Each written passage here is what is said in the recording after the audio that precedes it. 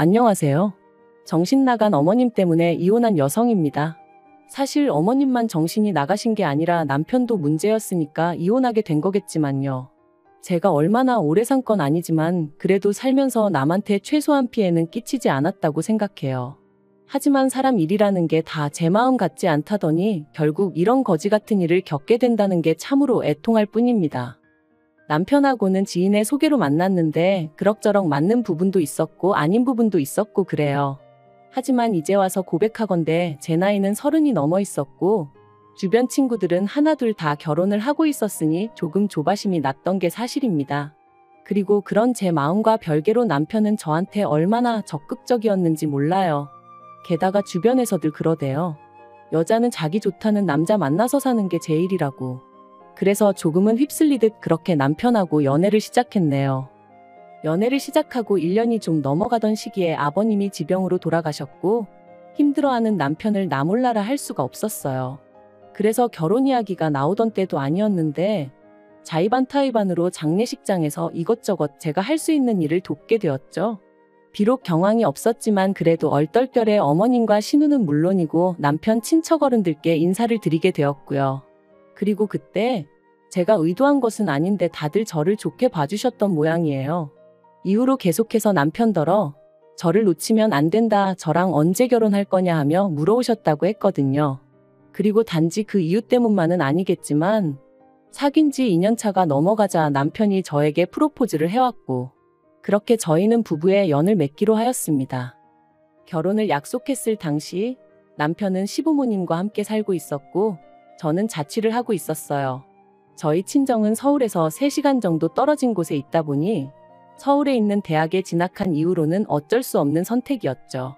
그래서 신혼집 이야기가 나왔을 당시 시댁에서 1억을 해주겠다 했고 저도 거기다 제 전세보증금이었던 6천을 보태기로 했네요.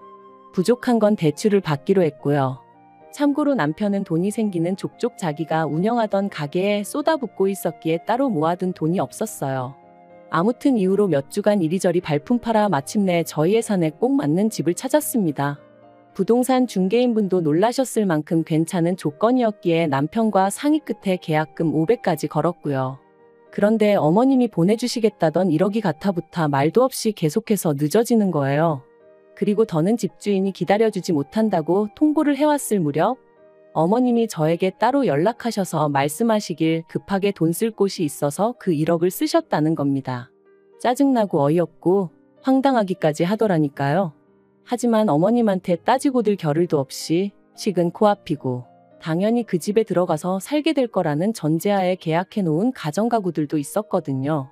그러니 뭐부터 정리를 해야 하나 싶은 게 머릿속이 어찌나 복잡했는지 몰라요. 그리고 그렇게 계약을 파기하게 되다 보니 처음 계약금도 못 돌려받게 되었죠. 그래서 어쩔 수 없이 가뜩이나 빠듯한 예산이 더 빠듯해졌으니 예단을 생략하기로 했어요. 그런데 그런 저희 결정에 대한 어머님의 반응은 격렬했습니다. 그건 그거고 이건 이거라며 계약금 떼었다고 예단을 안 하는 게 어딨냐며 당신이 하나밖에 없는 아들 장가 보내면서 뭐 하나도 못 받는 게 말이 되냐. 그래서 참다 못한 저도 하나밖에 없는 아들 장가 보내시면서 아무것도 안 해주시는 건 말이 되냐고 따졌거든요. 그리고 이 일로 결혼 전부터 어머님하고 제 사이는 틀어지고 말았죠. 결국 당장 돈 문제가 꼬여버려서 신혼살림 차릴 집을 구하지 못했던 저희는 어쩔 수 없이 울며 겨자 먹기로 시댁에서 신혼생활을 시작해야 했습니다. 제가 무슨 말을 한 것도 아닌데 안방은 못 내주신다 하셔서 그러시라 했고요. 저희 친정에서는 빚이라도 내서 집을 해주시겠다 하셨지만 그건 제가 거절했어요. 어차피 남편이나 저 둘 다 맞벌이에 야근이 잦은 일이다 보니 집에서 보낼 시간이 많지도 않았고 돌이켜 생각해보면 저도 좀 오기가 났던 것도 같아요. 아무튼 남들 눈엔 어떻게 보였을지 몰라도 저는 반지하라도 저희 둘이 살만한 집을 구할 때까지만 머문다는 생각이었으니 크게 절망적이진 않았습니다. 그런데 그렇게 합가를 하고 한 달 정도 됐을 때였어요. 저에게는 여동생 하나가 있는데 제 여동생은 장학금을 받는 조건으로 고향에 있는 대학에 진학을 했었거든요. 하지만 직장만큼은 서울로 다니고 싶어 하더니 결국 서울에 있는 대기업으로 이직을 할 것 같다며 소식을 전해왔어요. 그리고 그날은 마지막 임원 면접을 하러 올라왔던 날이었는데 여동생이 언니 어떻게 사는지 슬쩍 보고만 가면 안 되겠냐 하더라고요. 친정부모님도 걱정 많이 하신다면서. 사실 어머님 댁이다 보니 집들이는 고사하고 친정부모님한테 한번 오시란 말도 못했던 게 사실이에요. 저희가 모시고 사는 것도 아니고 어쨌든 어머님 때문이긴 했지만 얹혀 사는 상황이었으니까요. 그런데 마침 그날 어머님도 약속 있으시다 하셨던 게 기억이 나서 그럼 잠깐 들리라 했습니다. 그런데 여동생이 저희 집에 오고 10분도 안 돼서 어머님이 오셨어요. 친구분하고 다투셔서 약속이 파토났다고 하시더라고요.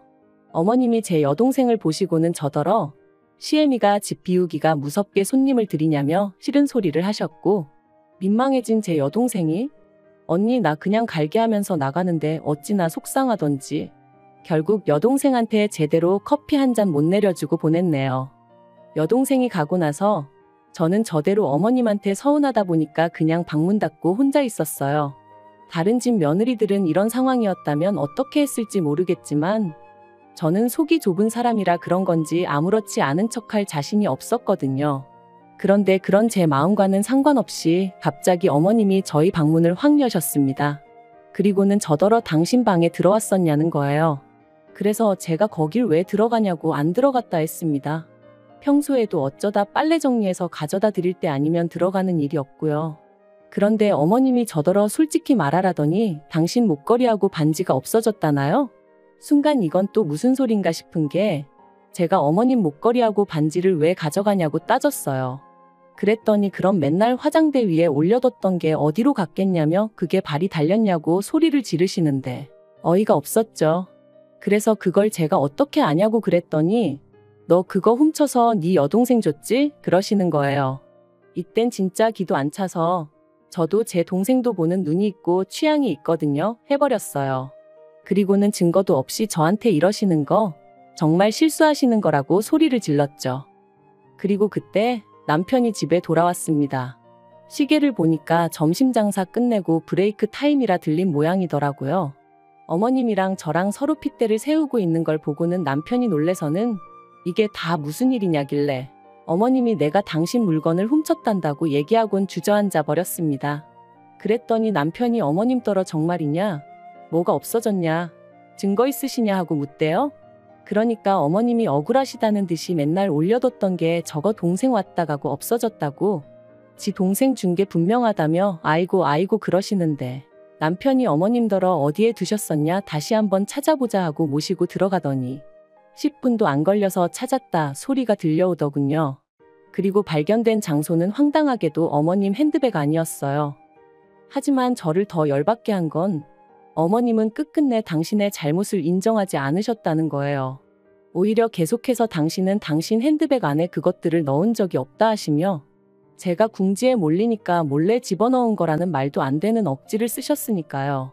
그리고 저는 그런 어머님의 억지에 정말 넌떨머리가 났어요. 그래서 그날 밤 남편에게 어머님이 제대로 사과 안 하시면 이 집에서 더는 못 산다 했습니다. 땅굴을 파고 들어가서 사는 한이 있어도 이 집을 나가야겠다고요. 그리고 일주일이 지나도록 어머님은 결국 사과하지 않으셨어요. 얘기를 들은 신우가 자기가 대신 사과하겠다 했지만 제 마음은 풀어지지 않았죠. 결국 보다 못한 신우가 어머님한테 저한테 사과하시라고 말씀도 드렸다는데 아무 소용이 없었고요. 그래서 결국 분가했어요. 저희 어머님요? 끝까지 미안하다의 밑자도 안 꺼내셨습니다. 오히려 당신이야말로 도둑고양이가 집에서 나가니 이제 맘 편히 두 발 뻗고 자겠다는 막말을 하시더라고요. 분가를 하고 난 이후로 저는 어머님한테 발길을 끊었습니다. 안부 인사도 드리지 않았죠. 막말로 저를 도둑엑스 취급하시는 분에게 제가 뭐 한다고 전화해서 아양을 떨고 찾아뵙고 그래야 하나 싶었거든요. 그런데 어머님이 이런 이야기를 친척분들에게 하고 다니시며 제 험담을 하셨다는 걸 알게 되었습니다. 남편의 사촌형이란 사람이 진탕 술에 취해 저한테 전화해서는 자기 이모 불쌍한 사람이라고 저더러 그러지 말라고 막말을 퍼부었거든요. 진짜 그때 제 기분은 안 당해본 사람은 몰라요. 그런데 저를 더 서럽게 했던 건 남편이 보인 태도였습니다. 제가 남편에게 도움을 구했거든요. 당신이 좀 나서서 해명을 해달라고. 우리 와이프도 지금 마음에 쌓인 게 있어서 그렇다. 남들은 모르는 사정이 있다. 이 정도로만이라도 얘기 좀 해달라고요. 하지만 남편의 반응은 자기도 중간에서 너무 힘들다는 거였어요. 저더러 굳이 노인네한테 사과를 받아야 직성이 풀리겠냐면서 그냥 대충 넘어가면 안 되겠냐고. 어머님도 속으론 미안해하고 계실 거라나요? 그래서 이후로는 시댁 쪽 사람들이 저에 대해서 어떻게 생각을 하건 말건 관심을 끊었어요. 어디서 개가 짖냐 하는 마음으로 마음대로 떠들어라 내버려뒀죠. 그러다 올 봄이었습니다. 어머님이 목욕탕에서 넘어지시면서 갈비뼈를 다치셨고 그로 인해 입원을 하셔야 된다더군요. 약간의 거동은 가능하신 상황이었지만 신우가 출근하고 나면 혼자 계셔야 하는 상황이었으니 차라리 병원에 계시는 편이 낫겠다 뭐 그렇게 얘기가 된 모양이돼요. 그런데 황당한 건 남편이랑 신우가 저랑 어머님 사이를 뻔히 알면서 저한테 간병을 부탁하더라고요. 하루 종일 붙어 있어 달라는 건 아니었고 자기 둘이 들여다보지 못하는 시간대에만 와달라는 거였지만요. 어찌나 황당하던지 내가 여전히 화가 나 있는 걸 모르나 싶기도 하고. 그런데 또 한편으론 그래도 남편 어머니시고 어쨌든 몸이 아프시다는데 나 몰라라 하기가 마음에 걸리는 거예요. 그래서 어쩔 수 없이 알겠다 했네요. 병원에 갔더니 어머님이 저더러 누가 반긴다고 왔냐며 짜증을 내셨어요. 그리고 그런 어머님한테 저도 한마디 확 해붙일까 하다가 그냥 꾹 눌러 참았죠. 어머님 상대로 힘 빼기도 싫고 그냥 그럴 만한 가치도 못 느꼈다고 해야 할까요? 그래서 그냥 어머님이 뭘 하시건 간에 내내하면서 자리만 지키고 있었네요. 어머님이 매점에서 뭐 사와라 하고 심부름 시키실 때만 빼고는 계속 어머님 옆에 붙어 있었고요. 그러다 어느덧 남편하고 교대할 시간이 되어 주섬주섬 제 짐을 챙기고 있는데 어머님이 또 황당한 소리를 하셨습니다. 당신 지갑이 없어졌다는 거예요. 거기에 돈도 뭐 50만 원이나 들어있었는데 이게 무슨 일이냐면서 저더러 또 너냐입니다. 황당하고 어이가 없어서 웃음이 다 나오더라고요. 그래서 제가 또 누명을 씌우시냐, 도대체 왜 그러시냐 하고 한마디 했네요. 그러니까 어머님이 누명 같은 소리 한다면서 저더러 이번엔 못 빠져나간다고 가만 안 두겠다나요? 그리고 그때 남편이 병실로 들어왔습니다. 그래서 제가 남편더러 어머님이 또 시작이시라고 내가 이번엔 어머님 지갑을 훔쳤대 하고는 웃었죠. 그랬더니 어머님이 또다시 아이고 아이고 하시며 제가 당신 지갑을 훔쳐간 것도 부족해 당신을 미친 X 취급을 한다고 억울하다시는 거예요. 나오지도 않는 눈물을 쥐어짜내시는 게 어찌나 가관이던지. 그래서 제가 어머님더러 제발 좀 생쇼 좀 그만하시라고 그랬다니까요. 그런데 그때였습니다. 짐 챙겨 나가려는 제 머리채를 어머님이 낚아채셨거든요.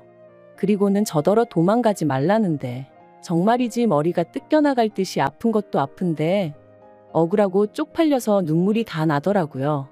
그런데 어머님 맞은편에 계시던 여사님이 저희 어머님더러 몇 편 내가 노망났냐 하시며 아까 지갑 침대 밑에 넣어놓고 왜 생사람을 잡냐고 혀를 차셨어요. 놀란 남편이 어머님 침대 밑에 손을 넣으니 정말로 거기서 지갑이 툭 떨어졌고요. 그리고 그제서야 어머님이 제 머리를 잡고 있던 손을 놓으시고는 그게 왜 거기서 나오냐며 당신은 모르는 일이라고 딱 잡아떼시는데 정말 분하고 열받고 욕이 목구멍 끝까지 올라오더라니까요. 남편이 어머님더러 도대체 왜 이런 짓을 하셨냐 추궁했고 어머님이 하신 말씀은 정말 저를 소름 끼치게 만들었습니다. 남편도 신우도 당신 말을 믿어주지 않으니 제 본색을 드러내게 할 생각이셨다나요? 저는 거기까지 듣고는 뒤도 안 돌아보고 병실에서 나왔습니다. 그리고 1층 하단 벤치에 앉아 얼마나 울었는지 몰라요. 도대체 얼마나 제가 미우면 그런 계획까지 세우고 행동에 옮기실 수가 있나 싶은 게. 그리고 그날 저녁 남편이 신우랑 같이 집에 돌아왔어요. 그리고는 저를 보더니 오늘 일은 일단 미안하게 됐다고 하더라고요. 그래서 나는 어머님한테 사과를 받아야겠다고 그렇지 않으면 그냥은 못 넘어간다 했습니다. 한 번도 아니고 2번씩이나 그것도 처음에야 실수였다 치더라도 오늘은 정말 일부러 그러신 거니까 나는 그냥은 못 넘어간다고 무조건 사과를 받아야겠다 했죠. 그랬더니 남편이랑 신우가 아무리 그래도 어머님이 지금 환자신데 그럴 것까지 있냐는 거예요. 사람이 나이가 들고 아프면 마음도 약해져서 그런 실수도 할 수 있는 거 아니냐면서요. 그래서 제가 말도 안 되는 소리 하지 말라고 그런 식으로 둘러대는 당신이나 아가씨가 더 나쁘다 했어요. 하지만 남편은 계속해서 장모님이 그러셨어도 자기는 이해했을 거라는 말도 안 되는 소리나 하고 있고. 그래서 결국 남편에게 어머님한테 사과 못 받으면 당신하고도 못 살 것 같다 했습니다. 솔직히 이때만 하더라도 100% 진심은 아니었고 이 정도로 세게 나가면 남편도 아차 하고 뭔가 깨닫는 게 있겠지 싶었거든요. 그런데 남편 반응이 정말이지. 자기는 제가 이렇게 독한 줄 몰랐다면서 진짜 너무한다 소리만 계속 하대요. 그리고 그런 남편의 반응에 저는 정말 질려버렸습니다. 그래서 결국 정말 이혼 서류에 도장까지 찍게 되었죠. 물론 막판에서야 남편이 이렇게까지 해야겠냐며 저를 잡긴 했는데 그땐 제가 오만정이 다 떨어져서 남편이 꼴도 보기 싫더라고요. 어머님이야 말해 뭐해요. 솔직히 어머님이 정말 치매라던가 그런 거였으면 이해했을지도 몰라요. 하지만 정말 멀쩡한 양반이 말 그대로 저 골탕 먹이려고 그랬다는 게 용서할 수가 없었어요. 그런데 더 황당한 건 엊그제 남편한테 전화가 왔습니다.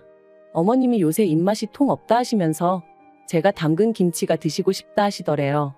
맨밥에 그것만 있어도 밥이 꿀떡꿀떡 넘어갈 것 같다면서요. 그러면서 저더러 올해는 김치 안 담냐며 자기 좀만 주면 안 되냐는데 그래서 너 같으면 주겠냐 그랬습니다. 그랬더니 죽은 사람 소원도 들어준다는데 산 사람 소원 못 들어주냐길래 죽었든 살았든 내 알 바 아니니까 이딴 걸로 연락하지 말라고 그랬죠. 진짜 사람이 곱게 늙어야지 나이 먹고 다른 사람도 아니고 가족한테 해코지를 하려 들었다는 게 지금도 생각만 하면 소름이 끼칩니다. 정말이지 죽어도 소식 전하지 마세요.